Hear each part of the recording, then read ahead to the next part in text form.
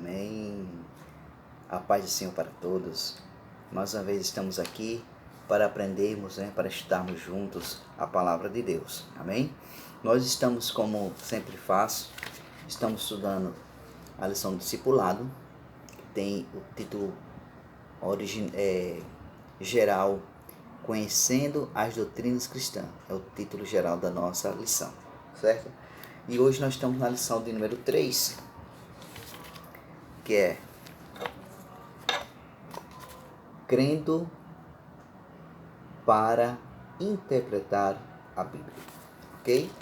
Crendo para interpretar a Bíblia. O texto bíblico dessa lição de hoje, ela encontra-se nas cartas, de Pedro.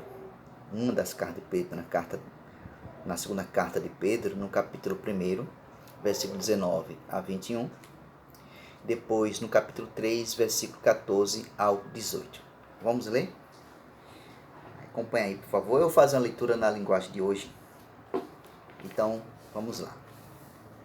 Primeira carta de Pedro, segunda carta de Pedro, corrigindo, no capítulo 1, versículo 19 a 21. Diz assim: Assim, temos mais confiança ainda na mensagem anunciada pelos profetas. Vocês fazem bem em prestar atenção nessa mensagem, pois ela é como uma luz que brilha em lugar escuro até que o dia amanheça, e a luz da estrela da manhã brilhe no coração de vocês.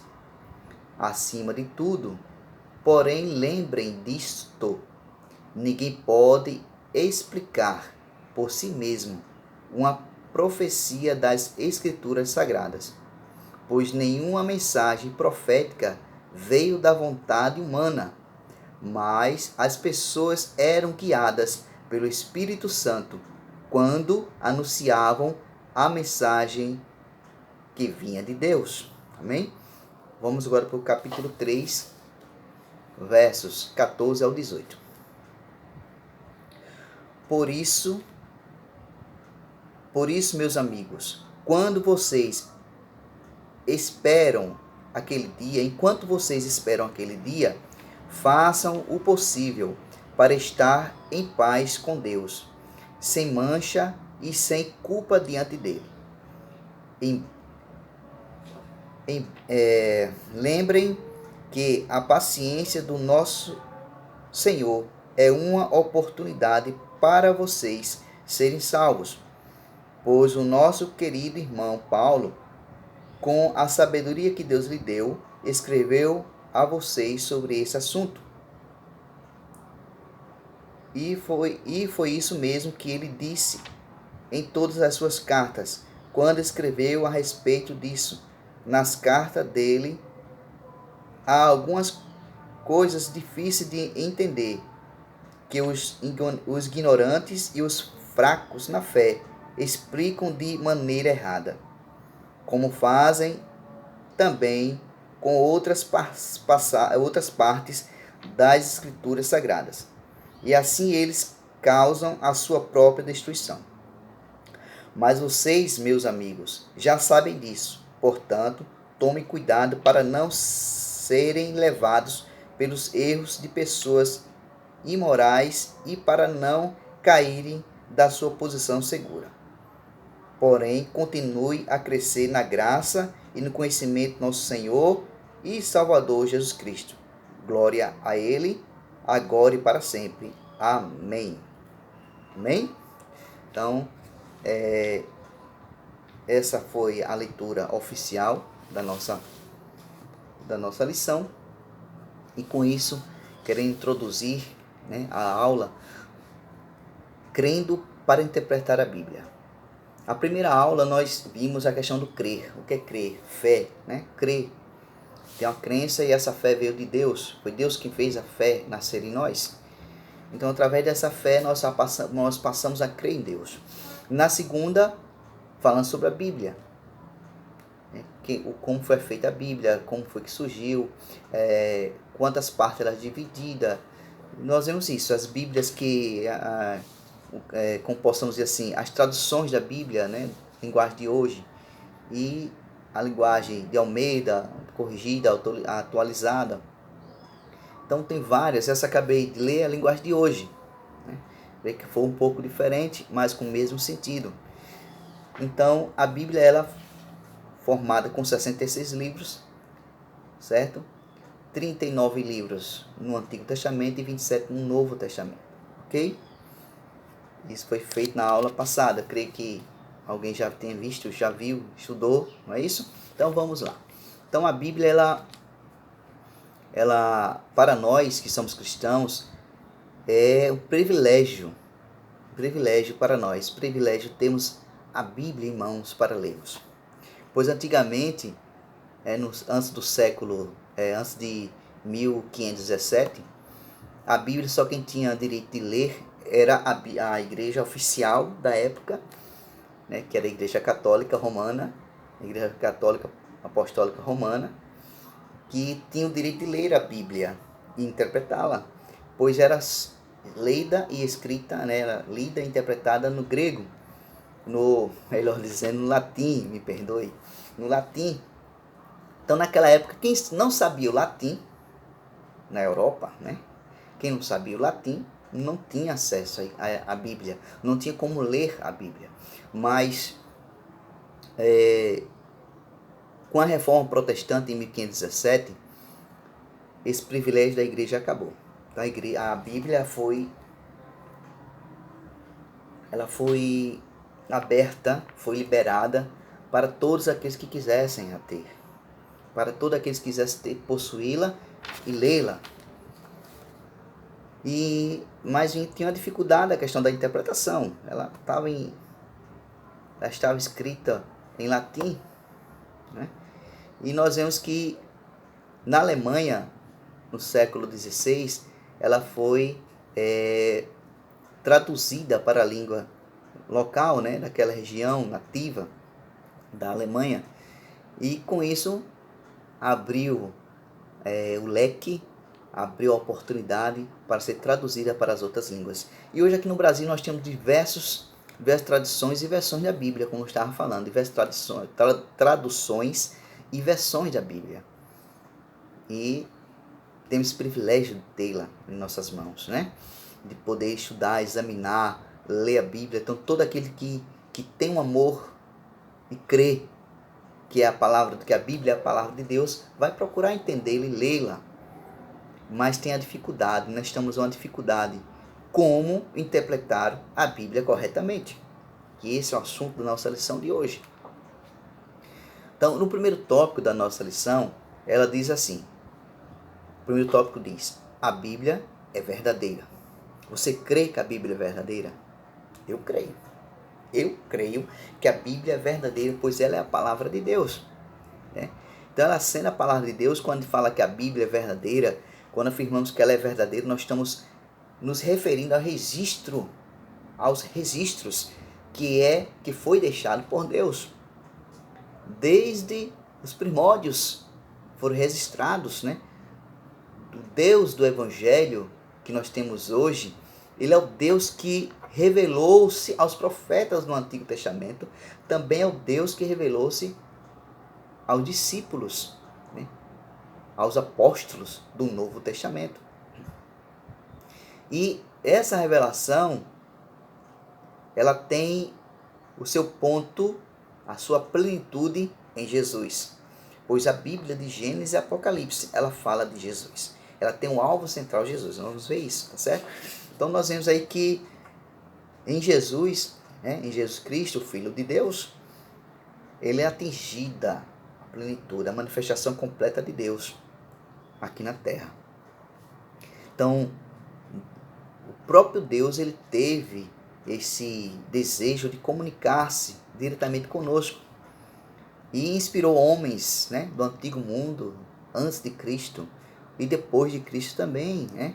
Os seus apóstolos, inspirou os seus profetas na antiga aliança, e na nova aliança inspirou os apóstolos, os discípulos de Cristo, a sua palavra que veio até nós, né? Então, É questão de fé, questão de você crer que foi realmente Deus que inspirou, Deus que colocou as palavras dentro do coração, dentro da mente daqueles que a escreveram, né? Deus é a fonte criativa de toda a concepção humana sobre Ele mesmo, certo? Então, a Bíblia, ela fala de Deus. A Bíblia, ela vem falando do Deus Criador e o Deus Provedor e o Deus sustentador de todas as coisas. Então, ela fala dele. A palavra de Deus fala dele mesmo, ensina quem é, mostra quem ele é, né? A Bíblia, ela fala por si mesmo sobre Deus. Então, pela palavra, pelo registro, né, ou pela palavra de Deus, se nós formos discutir, a gente vai discutir à luz da Bíblia sobre Deus, porque a revelação de Deus é a Bíblia. Então, vamos discutir e falar sobre Deus pela Bíblia, certo? Então, segundo a sua natureza divina, ela é verdadeira, porque foi dada por Deus, foi inspirada por Deus. Deus revela-se através da sua palavra, né, inspiradas nos profetas e nos discípulos, nos apóstolos. Então Deus fala por si mesmo. Na sua natureza humana, nós vemos que Deus usou, como falei, profetas, usou os apóstolos para escreverem a Bíblia, né? E, lógico, do ponto de vista humano falando, vai ter influência humana. Vai ter influência humana. Porque Deus não usou os homens que escreveram como robô. Escreva isso, ele escreva, bote ponto, bote vírgula. Deus não fez assim.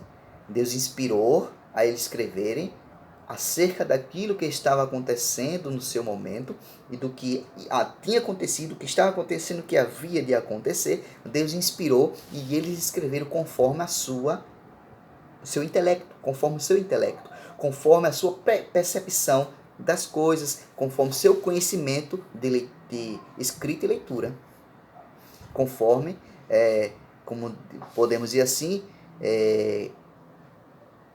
conforme o seu contexto, não é? Então nós temos que o homem teve uma influência positivas, algumas influências negativas, né? Mas teve uma influência sim, porque Deus não usou o homem como robô, como eu já disse. Ele inspirou, mas não pegou na mão do homem, como a gente pega na mão da criança que está ensinando a escrever e botando as palavras. Não, Deus deixou eles à vontade para escreverem conforme o seu conhecimento. Então, nós temos no contexto bíblico, por conta da influência do homem, né? Nós temos na Bíblia tipos de literaturas, alguns tipos de literatura. Nós encontramos, vou ler aqui para vocês, tá? Estou no segundo subtópico do primeiro tópico. Encontramos tipos de gêneros textuais, literaturas. Encontramos na literatura gêneros, encontramos narrativos, né, textos narrativos, encontramos descritivos, argumentativos, parábolas, narrativas, dramas, romances, poesia. Encontramos tudo isso na Bíblia, conforme isso aqui mostrando o conhecimento do homem colocado dentro da Bíblia, certo? Mas não quer dizer que foi o homem que escreveu por si só. Teve a inspiração de Deus, como eu já disse, não é? Então, para interpretar a Bíblia, aí há uma dificuldade por conta dessa influência do homem, né? Aí há uma dificuldade. Tem a dificuldade temporal, tem a dificuldade contextual e tem a dificuldade linguística. A temporal, né? Porque no tempos bíblicos, né? Diferente dos nossos tempos de hoje. Diferente. Então, esse temporal de costumes, de usos, de localidade, né? de tempo mesmo, vamos assim, essa palavra de tempo, temporal, é diferente das coisas do passado para hoje presente. É diferente. Aí tem a dificuldade contextual, que é justamente a cultura, a política, a economia, era também diferente.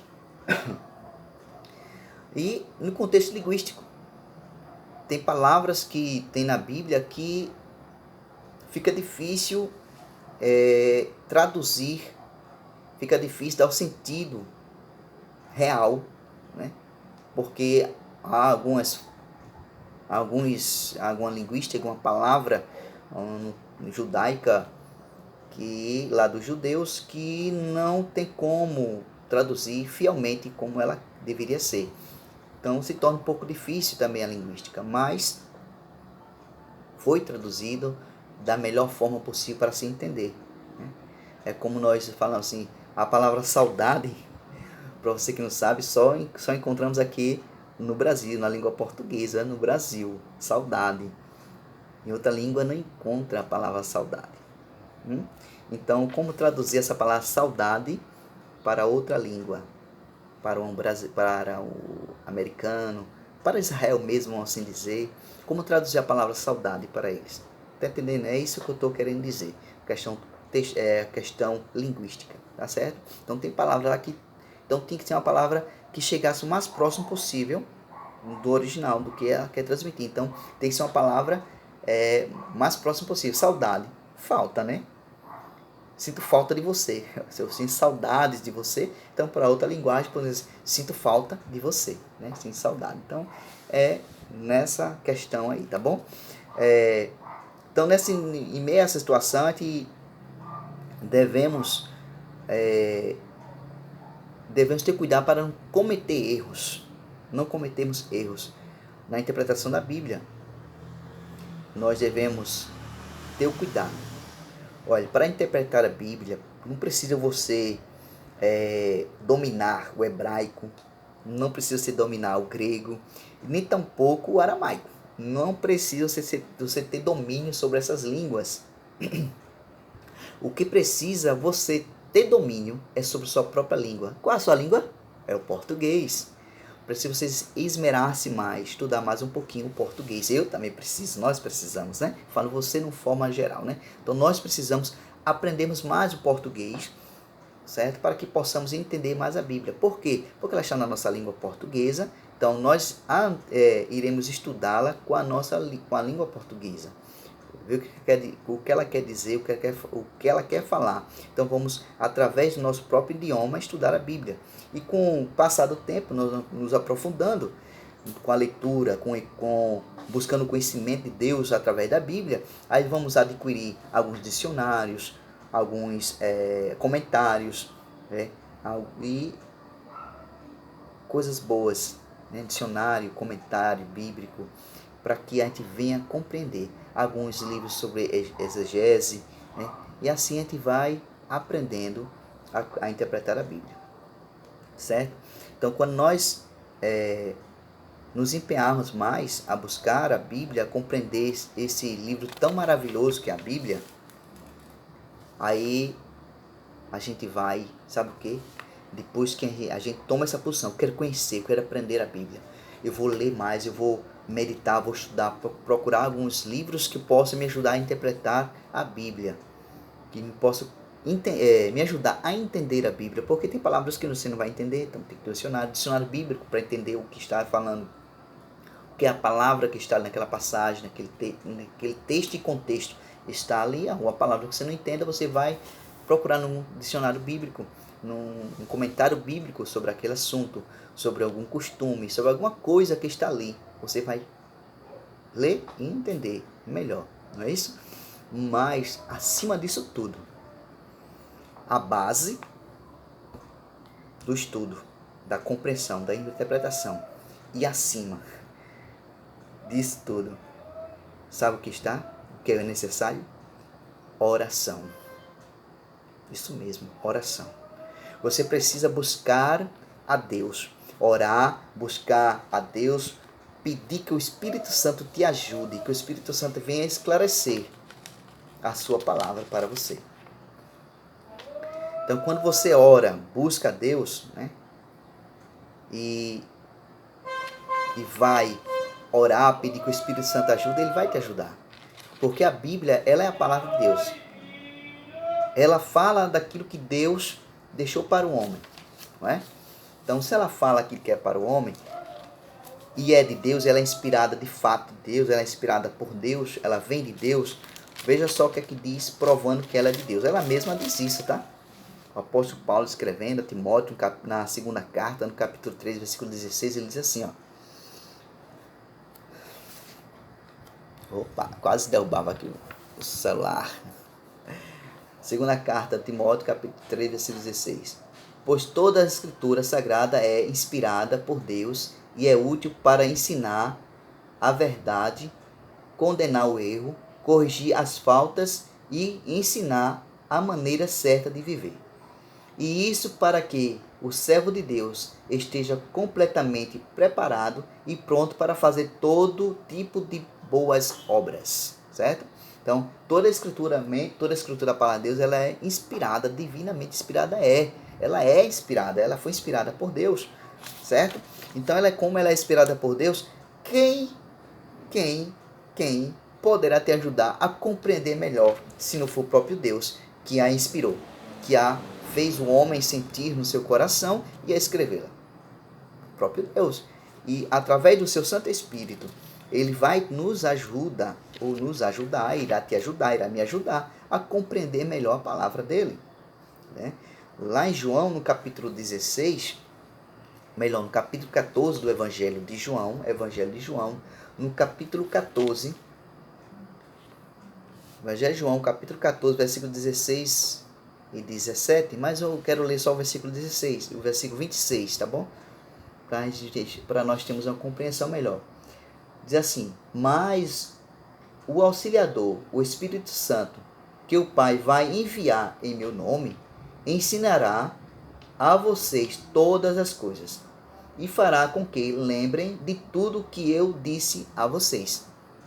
Vejam só o que está aí escrito, tá certo? Então, o Espírito Santo, quando nós o buscamos, nós o clamamos em oração, pedindo que ele nos esclareça, nos ensine, ele vai nos ensinar, vai nos esclarecer a palavra de Deus. Então, primeiro você tem que se esmerar, você vai se esmerar, lógico, aprender a palavra, sua linguagem, português, vai pegar alguns livros, alguns dicionários bíblicos de preferência, para compreender a palavra de Deus. E aí, certo? Orar, pedir ajuda do Espírito Santo para que ele venha esclarecer você, tá certo? Também a proposta para a leitura da Bíblia, prepósitos, segundo tópico, tá? Pressupostos para a leitura da Bíblia. Pressuposto para a leitura da Bíblia. Então, a Bíblia, primeiramente, para você ler a Bíblia e interpretar, você tem que ter no seu coração, na sua mente, você tem que crer em Deus. É impossível, sem crer em Deus, você ler a Bíblia, você compreender a Bíblia. Tem que ler a Bíblia e interpretá-la, você tem que crer em Deus. Pois diz lá, no Hebreus, no livro de Hebreus, que no capítulo 11, versículo 6, diz que é impossível agradar a Deus sem fé. Impossível. E aqueles que se aproximam dele têm que ter a certeza que ele existe e que é o abençoador daqueles que o buscam. Daqueles que o buscam, tá certo? Então, se você busca a Deus, crê que ele existe, então pode ler a Bíblia e pedir que ele vá te orientar. Pois ele é o autor, ele diz a Bíblia de forma alguma, ela vai se preocupar em ensinar e dizer que Deus existe. A Bíblia não vai se preocupar em dizer a você, olha, Deus existe. Ela não vai. Mas está lá escrito que ele existe. Lá no Êxodo, no livro de Êxodo, capítulo 3, versículo 14, ele diz para Moisés, eu sou o que sou. Eu sou o que sou. Ele é Deus, já acabou-se. Queira você crendo ou você não crendo, ele é Deus. Certo? Então, primeiramente, crê que ele é Deus, que Deus existe e que ele é autor da Bíblia. Segundo subtópico do segundo tópico, inspiração e autoridade da Escritura. Então, como já falamos, ela foi inspirada por Deus no capítulo 3 e 16, 3, versículo 16 da segunda carta de Timóteo. Ele diz isso, que foi inspirada, divinamente inspirada para corrigir, para ensinar. Então ela foi corrigida e ela como autoridade, como inspirada por Deus, a Bíblia tem autoridade sobre as nossas vidas. Ela nos guia, ela é só de base para nossas vidas, para nos guiar, para nos orientar, tá? Para que nós possamos ser perfeito, humanamente falando, para que nós estejamos preparados para boas obras que Deus tem preparado para nós, tá certo? E Cristo é o centro da Escritura, o terceiro subtópico do segundo tópico. Cristo, o centro da Escritura. Então, como já falamos, desde Gênesis até Apocalipse, o alvo central é mostrar Cristo. Cristo diz para os seus ouvintes, ele diz que se preocupem em conhecer as Sagradas Escrituras, sabendo que nelas há vida, né? Mas é dela, elas mesmas falam de mim, dá testemunho de mim. Jesus diz isso. Olha só, ele diz.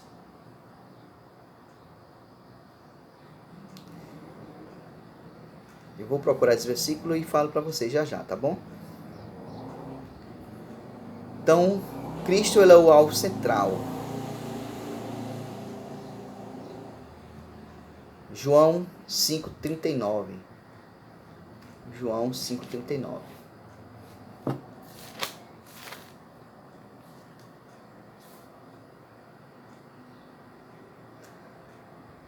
Vocês estudam as Escrituras Sagradas porque pensam que vão encontrar nelas a vida eterna. E são elas mesmas que dão testemunho a meu favor. Então, a própria Bíblia ela fala de Jesus, tá bom? Ela é o centro de toda a Bíblia é Jesus. Ela mostra, sempre está apontando para Jesus. O terceiro tópico, para terminarmos, regras básicas de interpretação. Primeiro, antes de entrarmos na regra, você não pode pegar um versículo, um livro, uma passagem isolada para interpretar a Bíblia ao seu bel prazer. Certo? Não pode pegar só um versículo e taxar aquele versículo como verdadeiro, tá bom? Você tem que pegar o texto e o contexto, o que vem antes do versículo e o que vem depois. O versículo está baseado em que assunto? Então você vai ter que estudar sobre o versículo baseado no assunto ao qual ele está centralizado. O que você queira, você vai aprender ali. Então aí você vem,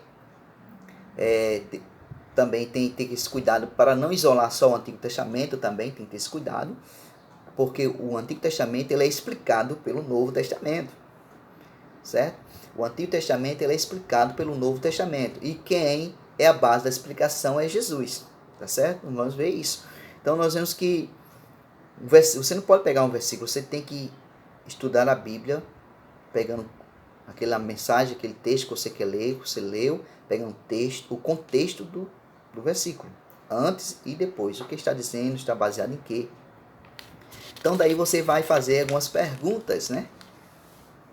Você vai ver que no Antigo Testamento ele vem falando sobre guerras, que Israel ele está envolvido em várias guerras, né? Mata, é muito sanguíneo e tal.